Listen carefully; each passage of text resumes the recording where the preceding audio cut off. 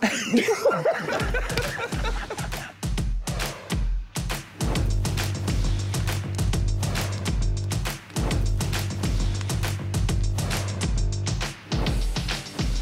everybody, I'm James Palmer at Sun Outdoors San Diego Bay with UFC champion, outdoor enthusiast, and gamer, Max Holloway. And this is Campfire Convos.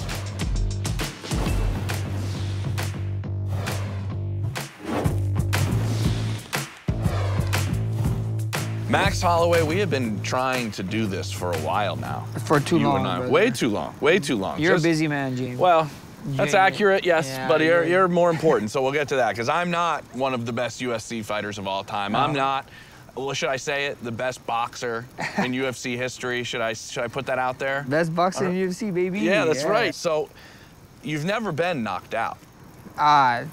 Correction, I've been. A fighter, it took a fighter jet. To knock you out. Me out, not an actual fighter, a fighter jet. My agent called me up and he was like, hey, yo, Blue Angels, they wanted to fly. I was like, Blue Angels, like the jets? He's like, yeah. I was like, yeah. Why are you calling me up? I was like, yeah. Like, just tell me when I gotta be there. Yeah, tell me the date, the time, and that was cool. How many G's are we pushing up there? We did 4 7G moves. Oh. Yeah. How many G's can those planes take? 7.5. Oh, so you're right there and just like this plane falling apart in the sky. One of the moves is like, we got to like 7.3 Gs, I believe, and you could hear it, beep, beep, beep, beep, and it's like, in you're your like mind, this plane, like, dude, we gotta get a call sign for you. Like, we gotta get like what you would be. I have no idea. By the end of this, we'll figure one out. Maybe blackout or something. That would be pretty cool. Yeah. It actually went out, you know? I like that. Yeah, I like blackout. Like, you're coming up with this name right now off the top of your head. A big part of UFC and a big part of what you have to do is, A, be a great fighter, but B, you're unbelievably marketable. It's kind of like the showman side of it that you're also really good at. Yeah. How do you come up with some of the stuff you say? Because it's gold. It's not trash talk, really. Yeah. It's fun. I mean, it's truth talk. It's fact talk. It's fact talk? Let's call it fact talk. You know? I mean, it's just, a lot in the business, in fighting business, a lot of people don't want to admit it, but we're in the entertainment business. And that's the thing, that one guy in the UFC really grasped that idea, you know, the Irishman, Connor, he really did. And look at it. It got him to a point where he got to fight one of the greatest boxers in all of boxing, you know? And you gotta play a game. It's a game, it's an entertainment game, it's an entertainment business, and the best boxing in the UFC thing came up because, like, the guy was, like, calling me I was younger than him, and he was calling me a freshman. He said, like, to a point where if we was in high school, he'd be a senior and I'd be a freshman, because that's how much older he was than me. That's lame trash talk. You put you in a locker or something? And then he was saying something like that he has the better boxing, he's gonna show me the boxing, and then I was just in the moment, and I remember, like, my good friend Daniel Cormier, he's in the side, he was commentating that fight, and I remember hitting him with a combo, and then I heard them saying something about counting it up, and then that's how it started. I looked at them, I said, yeah, count it up, count it up, because I think I broke the record for most significant strikes. I think it was like 445? 446, I think. Okay. 446. I gypped you of one. Yeah. 446, sorry. I think. No, it might be 445 or 446. Let's go 446. Why not? Yeah, and that's land, and I threw like 900 something punches. When you're in that moment though, because that's like, I mean, that moment is like probably one of the more famous UFC moments of all time. Oh, 100. And we was on ABC. You couldn't get like, ABC did not have combat sports ever. They had boxing, and me get to be the first mixed martial arts UFC on ABC was amazing. For that fight or any other fight, I'm kind of curious, as in a lot of sports, what you do, film study is kind of important. Do you watch a lot of film on your opponent? Is that part of your prep? Do you want to see tendencies? Do you want to see? We do. I got a bunch of people, even the guys who help me move around. I don't really spar in camps anymore, but they move around with me, and we help each other find tendencies, like you said, and we go from there. So do they try to essentially mimic it? Exactly. They move the way you think who you're going to fight is going to move. How they move, or if he got a tendency of throwing his right hand and dropping his left hand, they try to do it the best of their ability for me. Yeah. What do you study? This sounds weird, but I'm just curious about it. Do you study the human body?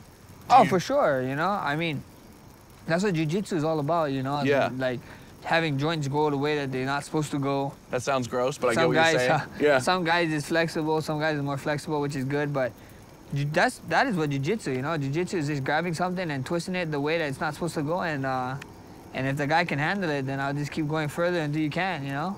Dude, I gotta stop you there, Max. I'm feeling like a little hot and uncomfortable when you start saying I can twist it to the point to where that guy. Do you mind just snapping somebody's arm? I mean, you don't want to do that. Yeah, I'm I don't want assuming. to. You'd prefer him to tap out. Yeah, I don't want to hurt somebody, you know. But at the end of the day, we're in the hurt business, is the fighting, and I mean, he has the conscience to tap unless I choke him out, you know, of course. But if I have your arm and you know what's going on, and I have your arm bar or something, and it's about to snap, and you don't tap, you know, kudos to you, you're a warrior, but it's gonna take you a much longer to get back to the battlefield if you just tapped, you know? Yeah, oh my God. Hold on, I gotta take a moment. That's why I host these conversations, Max. That's why I host them. Here's a question. As we transition from snapping somebody's arm in half, you wanna have a s'more? Yes, I would love to have a s'more. Let's do it. I know you got a sweet tooth, man. Oh, I do. I know you love. So we got everything you could ask for. What are you going with here? My base. I mean, you're gonna use cinnamon? Yeah, that one's. 100%. Ooh. We actually have marshmallows that have chocolate already in the middle of them. Yeah. Yes, this is next level type of stuff. We're definitely going next level. We went to the moon. Not sure why it took us so long to do this, but yep. What kind of chocolate are we going with here? I'm feeling some cookies and cream. Yeah, I know what you want. I want to double stack it because I kind of want peanut butter. So I'm gonna go for one of these beautiful boys, and you can just cut it in half, probably. Yeah, that's gonna work. I'm gonna go with the cookies and cream too because I'm a big cookies and cream. Awesome. That's my favorite ice cream. Awesome. What's your favorite ice cream? I like mint chocolate chip. Oh, that's a good one. Yeah. Did you do a lot of s'moring where you grew up? Yeah. Of course. Yeah? Of course. Of course. What was growing up in your neighborhood like? It was good. It was good fun, you know. I mean, It's heavy on the end of a stick. It is pretty heavy. It's like hanapa. Hanapa means you catch a fish in Hawaii. Say that again? Hanapa. Hanapa. Yeah, look. Yeah, I like that. Bending. A pull bender. Yeah, this is you got a big one. Yeah, you pull bending right there. Yeah. Is where you're from something about like just people just fist fight all the time? Let's just put it this way, you know. Before we had when they was bringing down the UFC gyms to Hawaii, the high school I went, they was saying the actual first UFC gym in Hawaii, and it was a picture of the high school I went to. So that's just. So everybody was just already in it. Yeah, that's just how it was. Oh yeah. Oh, look at us go now. Oh, you see, fling it at someone you don't like. Anybody on the crew you don't? No, they make me look good, so I can't do that to them. I'm done. You're going low and slow. You're like a barbecue. I think I'm done. Oh, I got it. What's the most nuts thing that happened to you growing up? Crazy with you and thing? friends? We jumping off cliffs or anything? We going? Oh, look, the chocolate is melted. I mean, there was like 30 days of rain at one time. With my friends, and I only remember this because when we was in high school, it was my day. That was the day I was supposed to do my senior project, and you gotta like go in front of the class and explain what you did your senior project. What was your senior project on? It was on actually fighting. How much they make? You got one-track mind. I was trying to. Oh my God! Oh, I got it on the chair. Dude, that is money. I got it on the chair. I gotta throw my chocolate in the other part here. And look at how good yours looks. But it was like 30. It was like 30 days of rain, no joke. And we decided to like go up this mountain, climb up this mountain, and just have fun. We thought it was fun. We went out there. It was like storming. We went up there, and we ended up coming back down, right in a river. Like we just jumped in it. It was like, yeah, let's go. Rode it all the way down. Me and my friends, and we had the best time of our lives. You know, one of my friends, he was like trying to see, oh, how deep is this? How deep? And then he was standing at the edge of the dirt. It crumbled underneath, and then he just kind of went in, and then. And then we was like, he's 6'4", and he's like, what, can you touch the ground? He's like, nope. I was like, okay, are you good? And he's like, yeah, I'm good. And then he started drifting away down, and he's like, okay, I'm not good. Someone send a stick or something. And it was, I'm not good. Yeah, he's like, okay, I'm not good, guys, help me.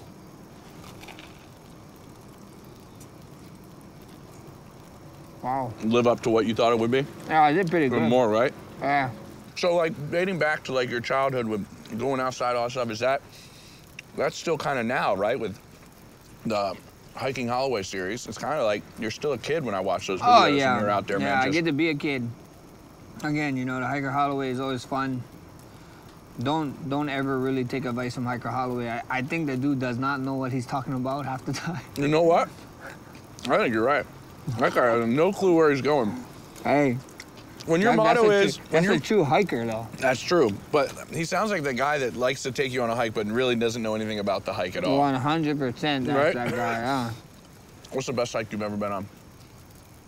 It gotta be one of the hikes with like a waterfall or... With a waterfall so you can jump in at the end, you know? Like doing like... You need a reward. Yeah, exactly, you know? Like the Red Rock ones, and when we did it was like you go there, you see something, and then... It is cool because it does look like it's Mars because it's all red rock, right? Mm-hmm. But there's like, you can't jump in, nothing. You can't really just turn around and go back? Yeah. It's not fun, you know?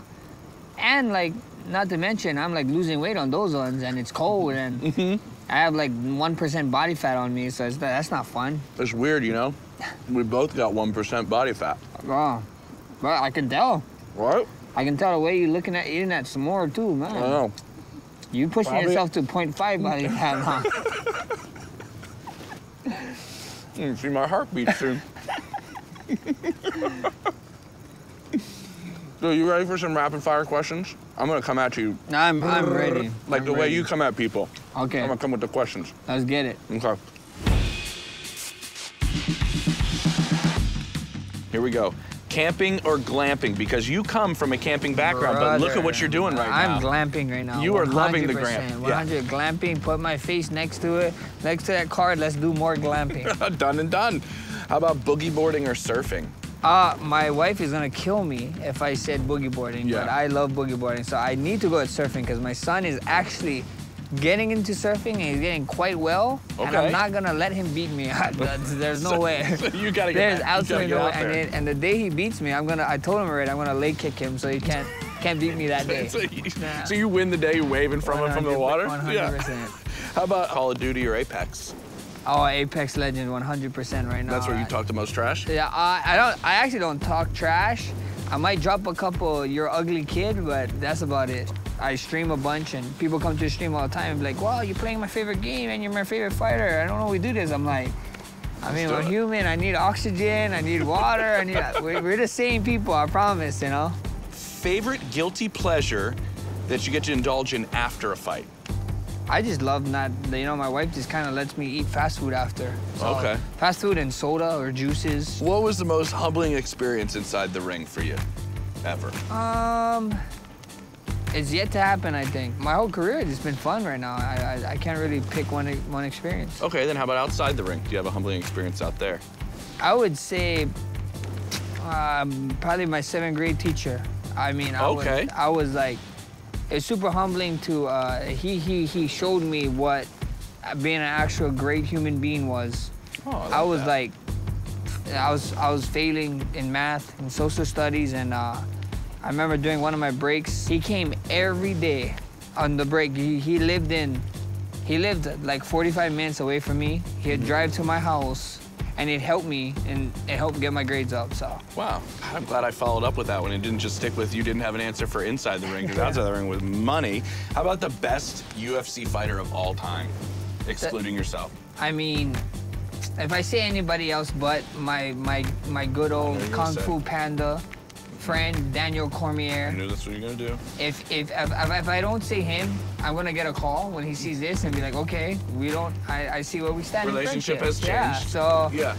you know, but I gotta go with him, man. That guy he was a double champ, and he was a double champ at the 205 and the heavyweight champion. Yeah. You're just the baddest man on the planet, you know? Yep. If you're gonna be submitted, I know you don't want this to happen. Would you rather take a guillotine choke or an armbar? See, I mean, I would have not rather take it. It's like, if it's a guillotine choke, I'm probably going to sleep because I'm not going to tap to that. And then if it's an armbar, that guy's probably going to take my arm home because I'm not going to tap to that either. So I mean... He's gonna take your arm home. Yeah, it was the olden days, like it was gladiators, you know, and you put us in there to the end. I would probably hit you with it, actually. I'll take it off myself and hit you in the head with my own arm, you know, so. This last one, are you a fan of the movie Titanic? For sure, yeah, who isn't? Okay, remember the end when Rose is on that giant door? Yeah. Jack's just hanging out in the water? Yeah. Don't you think there was enough room for Jack on that door? 100%. I would have told, if it was my wife, I would have told her, hey, you know. Slide over. Not even slide over. Hey, let me get on. You just lie on top of me. We're killing 2 birds with 1 stone. We need heat. We can have heat on each other, and we're kind of just balancing on each other. I mean, I don't know if Jack was built like that. That's the greatest answer that anybody's ever given to that question. I mean, if Jack didn't have abs and his core was weak, I could understand laying on that plank was pretty hard, you know, trying to hold his girl. So he gave himself up for that, but like, they needed heat. Why couldn't we hold each other on top of that thing and just wait till someone come get us? That's the greatest answer I've ever heard. Yeah. You ready to go deep now? We're gonna put these feet to the fire. For real. Okay, yeah, let's do it. All right, Max, this is feet to the fire. We're close. Yes, sir. What I'm curious about, and obviously I cover professional sports for a living. I feel like there's no greater sport on what the low of loss is compared to the high of winning.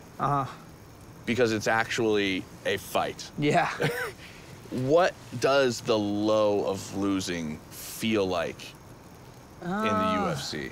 It's terrible. I mean, it's not a great feeling. You're only as good as your last fight. That's what they say. You know, and people forget what you do before that. Because we're not like these other sports where they have a season and they lose on Wednesday, they got a game on Friday. Or they lose on Sunday, they got a game following Sunday or following Thursday, you know? That's just, our league is like, you fight one time, and then hopefully, you don't even know if you're gonna get this, you can fight again in 4 months or 3 months later, you know?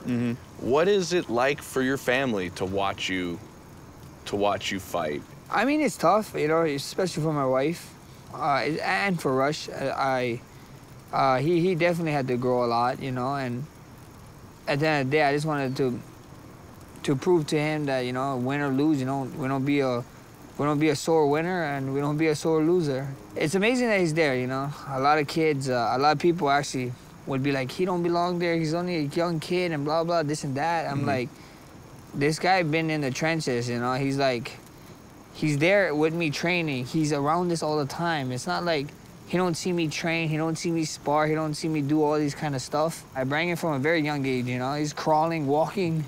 He's 5 years old, 3 years old, on the mats with me, and I'm just blessed to have him every step of the way. There's something you said there that I kind of want to dig on. And when I watch your fights and I watch you in fights that you've lost, I mean this in the greatest compliment possible. You are unbelievably respected in defeat. Yeah. And I think that's something that you're showing not just your son, but so many other people, I believe, in your ability to take accountability for your loss. I've seen you apologize to your team. Yeah. You're the only one in the ring, but you're apologizing to your team. I've heard you, seen you FaceTime with your son and tell him that he shouldn't be crying. Like, look at Dad's face. I'm ugly now. That was a good joke, but at the same time. I was like, what? I told him. I was like, well, you didn't get punched in the face. Why are you crying? But where did that come from? Because I think that's actually, Max, what you do right now is really, really necessary. I think it came very old school from my papa. You know what I mean? He was like, I didn't really have a dad growing up. I had father figures. My papa was one of them. He always made sure everything was good, and he always told us, like, look, nothing's gonna get handed to you. He was like, if you want respect, you go out there and go get it. And you go out there and can get it the right way, you work hard. And that's what it is, you know? It is what it is. I work hard. And I feel, when I say sorry to my coaches and the team, it's because I feel bad. They put just as much time as I do into this, and they pour into me. And they all got families. They got kids that they gotta go. They got wives, just like me. I sacrifice. Like the biggest person in my corner is my wife, and my son. I sacrifice so many time away from them, put into hours of training, and everybody always say like, but your wife is there. You live in Hawaii. You train in Hawaii. I'm like, yeah, I do, but it's like. When I'm in camps, like 8 weeks at a time, like I'm home, but I'm not. My mind is somewhere else. I might physically be here, be somewhere with someone, or with my son, but still, my mind is just somewhere else because I'm thinking of like, how am I gonna get this done? I gotta go get this done. I gotta go do this, and then it's very hard life to balance. It's super hard, but I got one of the greatest partners in the world right now, and my son is always there. All the hope I can do is see his little face, you know, and that's what you need in life. What you need in life also is role models, and I touched on this on the previous question, but do you get a sense the reputation you have for obviously the champion that you are in the wins that you've had, but this reputation that has grown throughout the UFC community and hopefully beyond in the times that you've lost, where you give your gloves to your opponent so we can donate them to charity right after you lose? Do you understand the respect that that you have in the community from the way you've handled them? I mean, yeah, at the end of the day, you know, like, yeah, I live by a simple code, you know. My grandpa told me growing up, you know, leave the world a better place than when you got into the world. And that's what I want to do, you know. The championships, the belts, everything is great, but there's a bigger cause for doing all this. I want to make sure my family's okay later on down the world, but also showing that, like, you know, like, especially in times like these, it's hard, even during the pandemic, you know. It's like, it's actually insane, you know, when people were supposed to be helping out the most, people actually started, like, pulling back. I was like, no, this is where we can help, because, like, I was blessed enough to be able to work during the pandemic, to get fights and stuff, you know. So that's come with the Hawaii Food Bank and the Boys and Girls Club. We gave back and we did all kind of donation stuff for them, because my thing was thinking, like, if I can eat, then why not help other people eat? And I commend it, and I am in awe of your perspective on life, right? That this is what we've been kind of talking throughout this day. And then when you look at your upbringing, and you mentioned your dad wasn't really around, but you had other father figures in you. Your mom struggles with substance abuse. Yeah. A lot of people would say, like, wow, I don't know how this guy has this perspective that he has. I mean, it's simple, you know what I mean? Like, my mom, she's clean now, thank the Lord, you know? But it's very simple. Why everybody's like, "Oh, it's crazy." I was like, "Nah, it's not really that crazy." You know, you have two roads. It's common. Yeah, you have actually. two roads. You know, like, I know what the road looked like if I do these drugs or if I leave this person's life. I know how that looks already. Or I can go this opposite road to be like, look, I don't want to do that, so I'd rather go this way. Yeah. I want to see what this road looks, because if I do what they're doing, that's like, I'm 99% sure that's how I'm gonna look like, that's what my life's gonna be. But if I try this is something new, we see where it goes, you know what I mean? Like, success is not this, it's up, down, left, right. It's gonna, the person who endures is the person who's gonna be successful.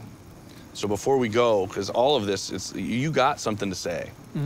You know, you got kind of a message you want to put out there. I don't know how long you want to fight for, but what do you want to do after you're done fighting? Because it seems like you still want to make an impact in some way.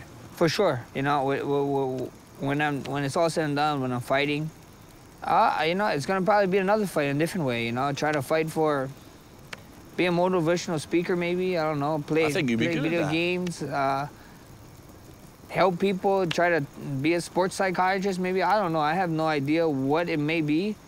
I just want to help people be the best version of them. You know. And not everybody's gonna be a UFC champion. Not everybody's gonna be a host on the NFL. If my son is gonna be, whatever, let's just say, a garbage truck driver, you know, be the best damn garbage truck driver there is in the world. You know, if you want to be ballet star, be the best ballet dancer ever. As simple as that. You know, I just want people to be the greatest version of themselves and attack the day. Well, I'm excited to see what you do when you're done fighting, but let's get a belt again, right? Oh, let's 100%. win some more fights and do that before we hang it up, right? 100%. This was a blast, man. No, I had the s'mores and everything.